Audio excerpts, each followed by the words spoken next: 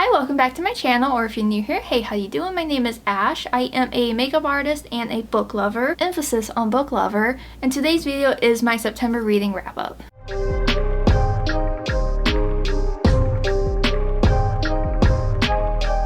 So I'm not going to keep you here too long. I read about 10 books in September, and unfortunately, I feel like I talked a lot as I was getting ready. I apologize for that. So since this video is gonna be a little bit longer, I'm just gonna shut up and get right into the makeup as I talk about all the books that I read. Alright, I'm just gonna get started on my makeup as I talk about these books because I'm honestly not feeling like filming, but this video needs to happen. And my hair's a mess, so it is to be determined if I'm going to be putting extensions in. I'm gonna start with my e.l.f. Halo Glow, and I'm gonna put that all over. Hello hair. I have this in the lightest shade, which is like 0. I actually really do like this. I know I mentioned that in I think my September favorites. As I blend this in with a brush, the first book that I finished in September was Middletide by Sarah Crouch. I got this in Book of the Month back in May. I do believe this is the author's debut book, and I ended up rating this between a 3 and a 3.5. So the premise of this book is you have a small town, I believe is it the Pacific Northwest? It might be the Pacific Northwest, I don't remember. It's set in past and present tense of the 70s and 90s, between the 70s and 90s I should say. So what happens is there is the body of the town doctor, Dr. Erin Landry. She is found hanging from a tree, not at her house, but at Elijah Lee's house. I may be saying his last name wrong. I probably am. If I don't talk about the products I'm using, they're all going to be listed down below. So her body's found by these two fishermen, and her body's found in the 90s. You flash back then to the 70s, where Elijah is like a teenager and he's going off to college, and it's basically his story of leaving a small town and coming back, and then kind of being embroiled in some drama. So this is definitely like a thriller book.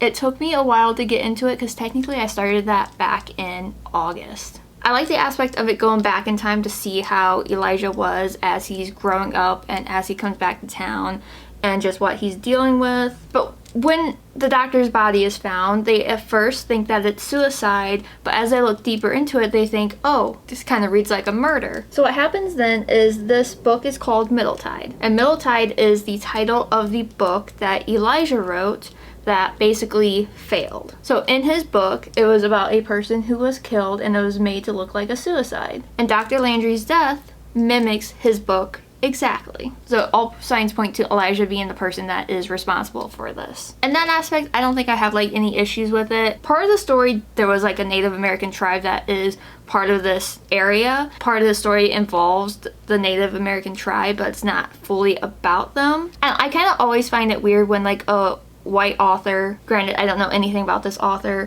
just writing about Native Americans. There was just nothing added to the story by adding the Native American element other than having the love interest for Elijah being a Native American woman. It is what it is. It's a 3.5 star. I did guess what was going to happen, as I tend to do with thrillers, so I wasn't too surprised about the twist. It was just okay. It was just okay. I honestly don't think thrillers are for me, so I need to just stop trying. I just really need to stop reading thrillers. I've only read a handful that really like surprised me and grasped my attention, but Middletide just did not. So I'm just gonna move on from that. I'm gonna go into foundation as I talk about an audiobook that I listened to. I am slowly getting into audiobooks and I've been really enjoying them. They're very enjoyable. They're very enjoyable. So the one that I read is One of Us is Dead by Geneva Rose. I ended up giving this a 4-star rating. I believe it was one of the free audiobooks I was able to listen to on Audible, so I didn't have to pay for it, which was nice. So One of Us is Dead is a murder mystery, and what I liked about it is it went through several different women.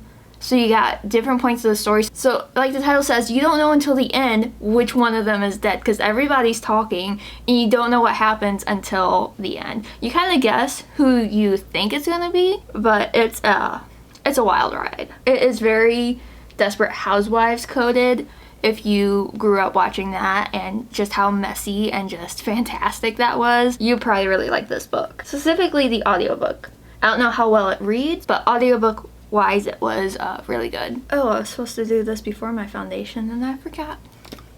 Oh well. Anyway, so I guess I should explain like what happened in the stories. The story is kind of centered around this woman named Jenny, and she is a salon owner. So she, as a hairstylist, gets all the gossip. She basically kind of caters to the rich women in the area, the main one being in Olivia, and it's a very like exclusive salon. You have to make a certain number of appointments to keep your, I guess, like membership to it. It's very like elite status, but Jenny doesn't give off like the rich snotty woman vibes like Olivia does. But you go through, shoot, I don't remember how many point of views. The main voice you hear is Jenny, but then you get like Olivia and you get some of the other gossipy women, which I am just blanking on all of their names right now. I listened to this at like the very beginning of the month, so forgive me for not remembering. And apparently I didn't feel the need to write their names down. Everybody basically has a problem with Olivia, and just stuff starts going on. Olivia is like the queen bee of like middle-aged women. She's very much, as you would guess, a Karen. Nothing is worse than a rich white Karen, but it is what it is. I thought it was very entertaining because even though it's a thriller, I still find myself not guessing correctly who I thought was going to be dead at the end. It's kind of like I said, just a wild ride, and I am here for it. It was so fun, and it wasn't a very long audiobook like at all, so I really enjoyed that aspect of it. And I would be interested in reading more or listening to more of this author's thriller books because I had a good time listening to it. I'm just gonna quickly set with my powder before I start talking about the next book. I'm gonna go in with bronzer as I talk about my next book, which is Long Live the Pumpkin Queen by Shea Earnshaw. Could be saying that wrong. This is definitely a YA book. It was definitely in the young adult section when I picked it up at Target. I actually seen this book for a while and just haven't like made the plunge to get it, but around my birthday I picked it up and I decided to read it because it's really not that long, and it was so cute. It was cute. Was it kind of weird? Yes, but it was cute. So this book takes place after The Nightmare Before Christmas, when Jack and Sally get together and Sally becomes the pumpkin queen, and she has so much anxiety and like self-doubt about being the queen of Halloween alongside Jack. Because she really loves Jack, she just doesn't love the idea of being the queen. She didn't really think that far ahead when she, you know, got with Jack, I guess. Anyway, she's very insecure about, not her relationship, but like I said, being queen. And one day she basically runs away. She goes into like the forest where, you know, in the movie you had the trees with the different, you know, things.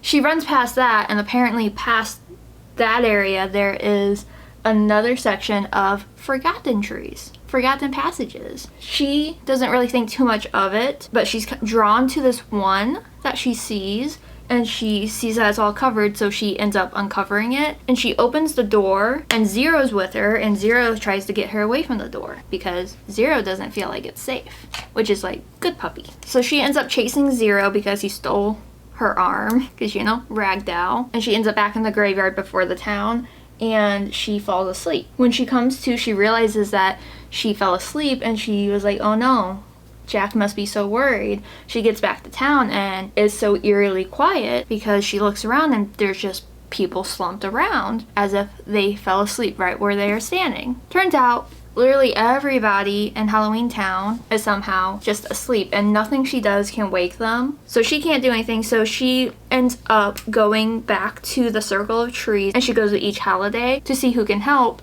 but turns out everybody's asleep. So she is basically on her own, besides Zero, to try to figure out what happened and what to do. She remembers then that she left that door open, and something must have came out to affect everybody in Halloween Town. So there's a creature going around, and she has to find a way to save Halloween Town, even though it's like all her fault that happened in the first place. But isn't that the mark of a true hero? You mess up everything and then you fix it. So she actually finds more than she bargained for, and it's a really cute backstory to who Sally is, where she comes from, how she came to be, and it's fascinating. I love the take that this author did on this. Overall, I really did enjoy it. Definitely like a 4-star rating. And it's funny, when I finished this, I told my husband, I was like, I kind of wish that someone would do like a darker, more mature Nightmare Before Christmas story. And you know what? I found an author that did. So that book book is coming to me in the mail, which is called Stitches by Violet Taylor. It's a short novella, but it was a fun read. It's 4 stars. I will say there's one gripe I had about it. So I'm just gonna set my face before I tell you the one issue I had. And the one issue that I had was the author's description of Sally kissing Jack.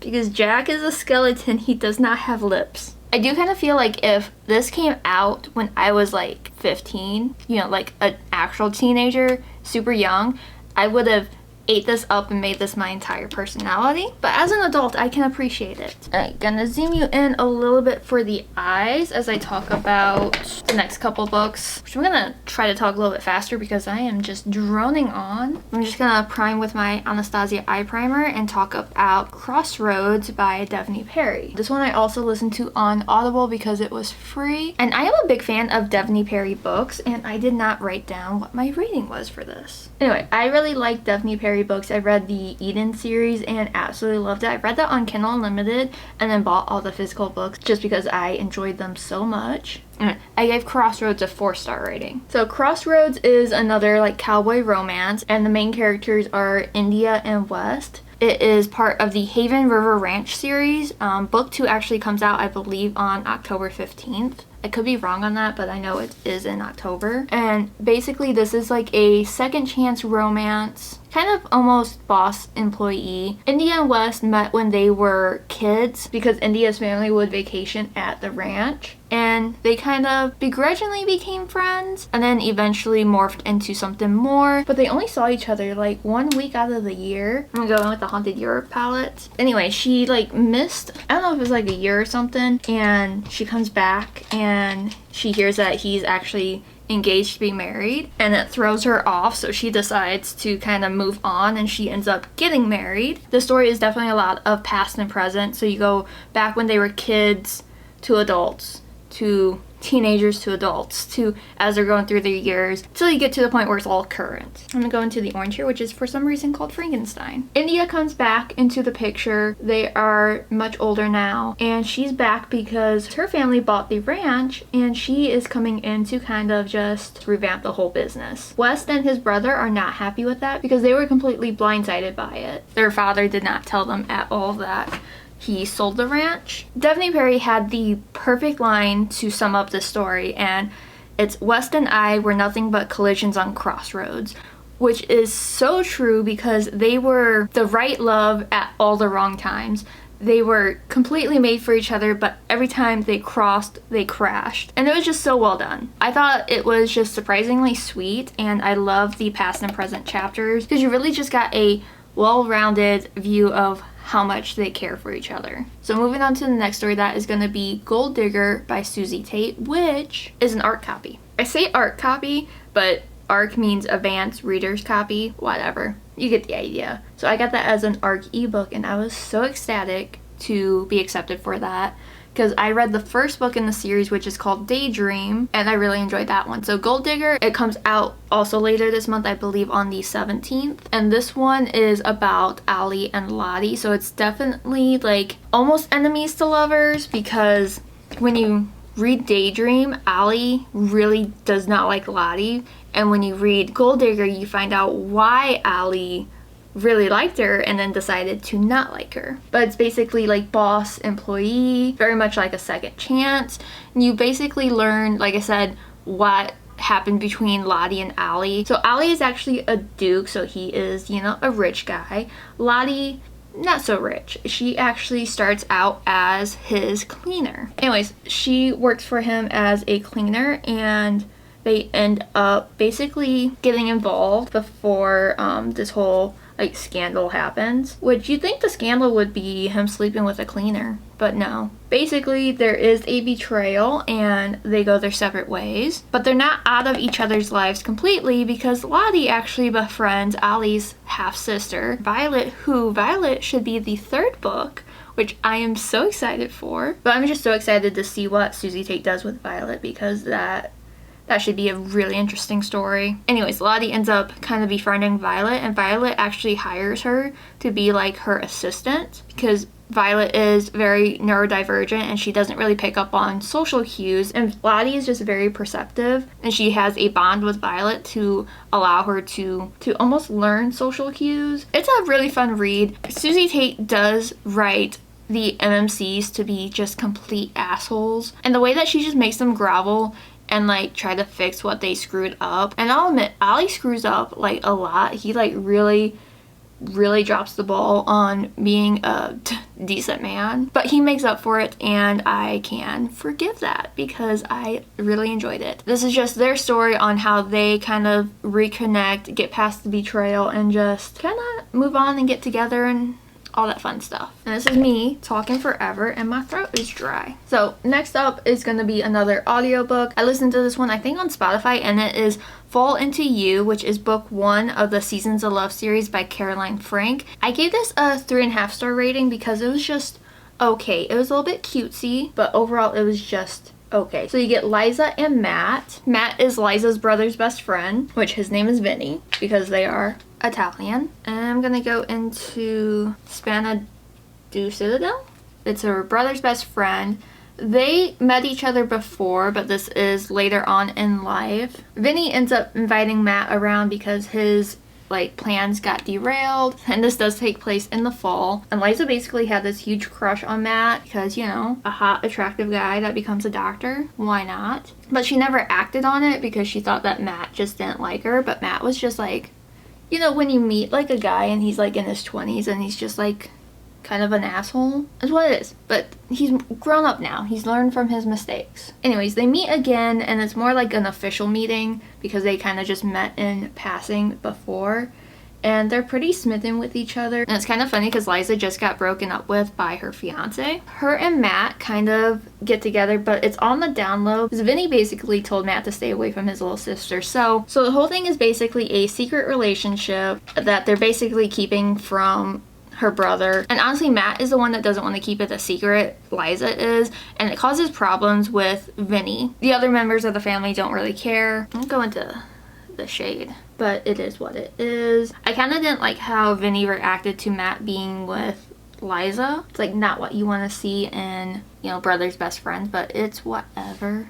It is what it is. It wasn't horrible, but it's not something that I would want to read again. There is a second book that involves Liza's best friend. Don't know if I'm interested in listening to it and or reading it. But yeah, that was Fall Into You. Basically, it's secret dating, brother's best friend, and a little bit spicy. Not horrible, just not something I think I want to pick up again. And my favorite book that I read in September was Daydream by Hannah Grace. This is book 3 in the Maple Hill series. I'm not gonna delve into this too long because I did talk about this in my September favorites, but this follows Henry and Haley. If you read the first and second book, Icebreaker and Wildfire, you know who Henry is. You know how everybody was super excited for Henry's story, which expectations met. I will say that. This is Friends to Lovers, definitely slow burn. And basically, Henry is having trouble with a class, and when he meets Haley, he decides to work with her because she's an aspiring author and he needs help with his class and she needs life experiences. So it's like he can help her and she can help him,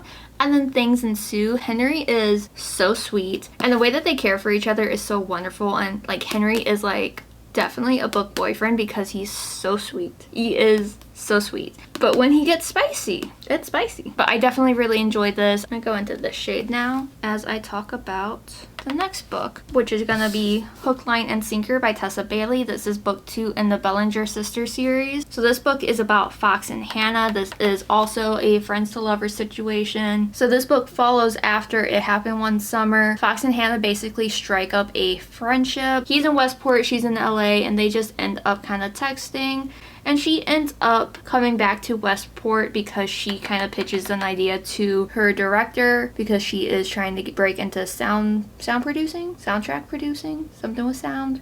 I don't remember. She pitches the location and he decides to take her up on it. The team just travels all the way to Westport to film this movie. She ends up staying with Fox because her sister Piper and Brendan have Brendan's parents over, so there's no room for her to stay, so she ends up staying with Fox. Basically, Fox falls first for her, and basically Fox has this kind of bad reputation that he is just a player, and even his best friend Brendan tells him to stay away from Hannah, don't basically try anything with her, and people just undermine Fox and his character. And it's really sad how he's been treated all his life, but he uses it as kind of like an armor just to protect himself, and he thinks that he doesn't deserve Hannah because he thinks that his reputation is going to bring her down. And it is honestly just so like heartfelt, and how Hannah just fights for him even though he doesn't want her to. Oh, it's just so sweet. I really enjoyed this. I ended up giving it a 4.5 star rating. Now I feel like I look like a raccoon. But yeah, really enjoyed that. 4.5 stars. I have just 2 more books to talk about because I didn't read as much as I thought I was going to. I'm gonna do something on my lid. But next book up is Swift and Saddle by Lila Sage. This is book 2 in the Rebel Blue Ranch series. I read Done and Dusted in August. I read this one in September. The 3rd book comes out in November, and the final book comes out sometime next year. But this is Ada and Wes's story. Ada is actually hired by Wes and the family because she's going to come in to help create a guest ranch, which is like Wes's dream. It is definitely a workplace romance, and it's definitely a grumpy sunshine, but like the opposite, where like Wes is like the sunshine and Ada is like the grumpy. I'm gonna go into the shade here. But Ada really doesn't want to get involved because she feels like she doesn't want to just go through basically dating her boss, and she kind of has a jaded view of men, which is understandable. Her ex seems like a real piece of work, but Wes just kind of really fights for her, and they end up forming a really nice friendship and then bond, and it was really sweet. Wes is just such a green flag guy. He is just so sweet, and Ada really just needs to see that not all men are like her ex, and once she sees that, she realizes what she can have with Wes, and they end up just, you know, working out, and it is so sweet, and I just really enjoyed it. Oh, I kind of screwed up my eyes. I didn't want to go like this, and this eye's watering now. One more book to talk about. I know this is kind of all over the place. The last book I'm going to talk about is Birthday Girl by Penelope Douglas. This is interesting. First of all, I rated it 4 stars because I did end up enjoying it. So this is about Jordan and Pike and Cole. Can't forget Cole. I can see why some people have an issue with this because not only is it age gap, Jordan is 19, Pike is 39, but then you realize that, hey, Pike is actually Cole's dad, and Cole and Jordan are technically dating. Yeah. It's called Birthday Girl because Pike and Jordan meet without knowing who each other are to Cole on her birthday. So there's that. I'm just gonna read you the back and then you'll just get the idea. It says Jordan and her boyfriend have nowhere else to go when her boyfriend's dad Pike offers to let them move in with him. Working a dead-end job and with her relationship on the rocks, she reluctantly accepts, expecting to help out around the house in exchange. What she doesn't anticipate is for her heart to race every time Pike pulls into the driveway, or for her cheeks to burn when their eyes meet over the kitchen table. He is kind, listens to her, and protects her in a way no man ever has before. Her sister once told her there are no good men, and if you find one, he's probably unavailable. Only Pike isn't the one unavailable, she is. As the days go by, Pike is finding it anything but simple to have his son's girlfriend living in his house. He can't stop thinking about her and holding his breath every time they cross paths. It feels like she's becoming a part of him, except he knows they're not free to give into this. How could he when he's her boyfriend's father? Like, yo, that is crazy. It's actually a really nice story. If you can forget the age thing and the boyfriend's father thing, they actually have a really healthy relationship. They respect each other, they communicate. There's only just some instances of like cringe, but it is what it is. There is technically a third act breakup. How Cole treats Jordan in the end is not right. But I will say that there is no cheating involved with Jordan and Pike before Jordan and Cole's relationship ends. So anything that happens after that relationship. Just saying, in case that bothers you. But this was the first book that I finished from Penelope Douglas. I did start Corrupt like last year and just did not finish it. I don't think I was in the right headspace for it because it's really dark and messed up. I've heard the other books get better in that. I do have a couple of their books, I just haven't read them yet. Like I got Punk 57, I need to read that, but I'm glad I finally read it. I can understand why people like this, and I can also understand why people didn't.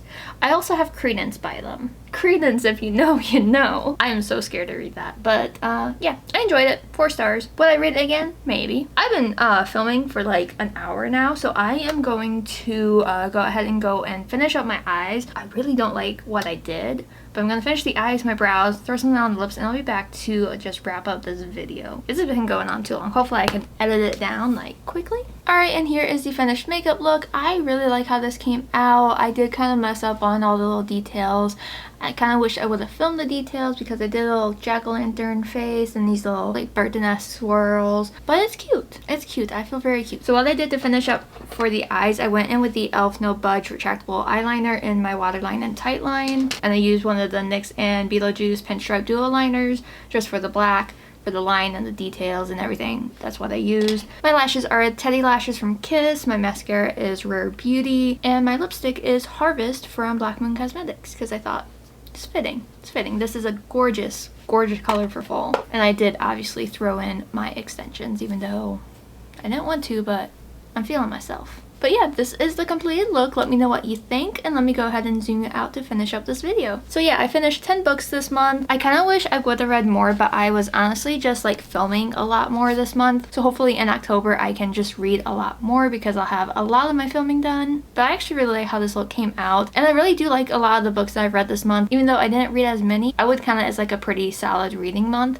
My goal for October is to read at least 15 books. Fingers crossed I can do that. I think I can manage. I technically was, as this is September 30th, trying to get through Love and Other Conspiracies, but I am only on chapter 4 and I have a lot of editing to do before midnight, so I don't think that this is going to be finished before the end of the night. But this one will definitely be in my October reading wrap up, but so far it's a fun story. But I think that's everything. All the makeup details and all the book details will all be listed in the description below, so make sure you check that out. But yeah, I'm gonna go ahead and wrap this up. If you like this video, make sure you give it a like, and if you haven't already, please subscribe.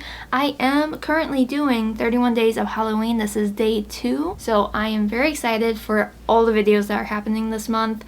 I hope you are too. And if you want, you can follow me on my other socials. I'm artistryxashh everywhere. And if you want even more book content, because I love books, you can follow me at Ashley with 2 H's that reads on TikTok and Instagram. But like I said, thank you so much for watching. I hope you enjoy all the Halloween content I'm putting out. That's everything. I will see you all tomorrow. Bye!